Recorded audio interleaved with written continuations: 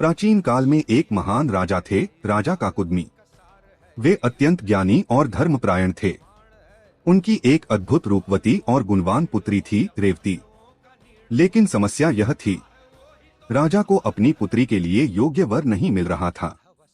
उन्होंने पूरी पृथ्वी पर खोज की, राजाओं, ऋषियों, वीरों सबको देखा, लेकिन उन्हें लगा इनमें से कोई भी मेरी पुत्री के योग्य नहीं है। अंततः राजा ने एक असाधारण निर्णय लिया, मैं स्वयं सृष्टि के रचयिता से पूछूंगा। और फिर राजा अपनी पुत्री के साथ निकल पड़े, सीधे ब्रह्मा लोक की ओर, जहां निवास करते हैं ब्रह्मा। जब वे ब्रह्मा लोक पहुंचे, तब ब्रह्मा एक दिव्य संगीत सभा में व्यस्त थे। गंधर्वों का अद्भुत संगीत चल रहा था। राजा और रेवती को प्रतीक्षा करनी पड़ी।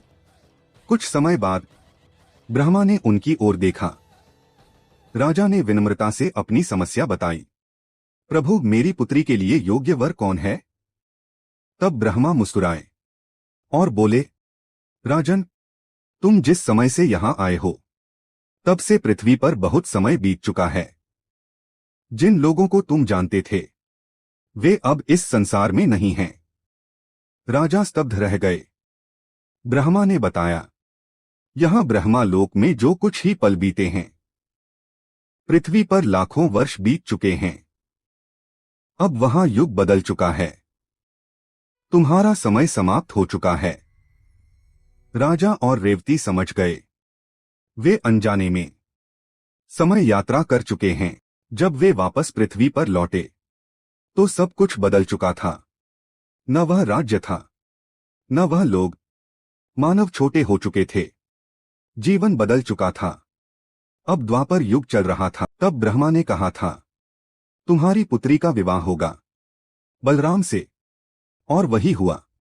रेवती का विवाह हुआ बलराम से, जो कृष्ण के बड़े भाई थे। लेकिन एक समस्या थी, रेवती प्राचीन युग की थी, इसलिए वह बहुत ऊंची और विशालकाय थी। जबकि द्वापर युग के लोग छोटे हो चुके थे। तब बलराम ने अपने हल से रेवती की ऊंचाई को कम कर दिया और उसे इस युग के अनुसार बना दिया। यह कहानी सिर्फ एक विवाह की नहीं है, यह समय के रहस्य की कहानी है। यह बताती है कि प्राचीन ग्रंथों में भी समय की गति और सापेक्षता की समझ थी। क्या यह वास्तव में टाइम ट्रैवल था, या एक गहरा आध्यात्मिक संकेत? अगर ऐसी और रहस्यमयी कथाएं सुनना चाहते हैं, तो चैनल को सब्सक्राइब करें और बताइए, क्या आपको लगता है कि प्राचीन भारत में टाइम ट्रैवल संभव था?